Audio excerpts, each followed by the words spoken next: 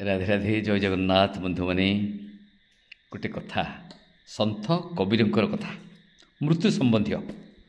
କବୀର କହିଛନ୍ତି, ହେ ମୃତ୍ୟୁ, ତୁ ଆ, ମୋତେ ଶରୀର ବନ୍ଧନରୁ ମୁକ୍ତ କର। ତୁ ଯେତେ ଶୀଘ୍ର ଆସିବୁ ମୁଁ ଖୁସି ହେବି।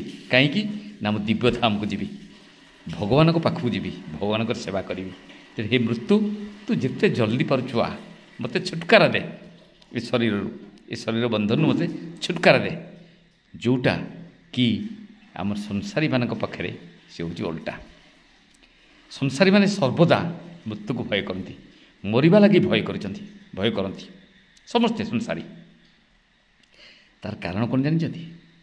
କାରଣ ଏମାନେ ଭାବି ନେଇଛନ୍ତି ମୁଁ ହେଉଛି ଏ ଶରୀର। କେବଳ ସଂସାରୀମାନଙ୍କର ଦେହ ଜୀବନ ଅଛି, ଦେହ ଜ୍ଞାନ ଧରିକିରି ବଞ୍ଚିଛନ୍ତି। ଶରୀର ଜ୍ଞାନ ଯାହାଙ୍କର ଅଛି ସେମାନେ ହେଉଛନ୍ତି ସଂସାରୀ। ତେଣୁ ଯେତେବେଳେ ମୁଁ ଏ ଶରୀର ମରିଗଲେ କଷ୍ଟ ହେବ, ମୃତ୍ୟୁ ଲାଗି ଭୟ।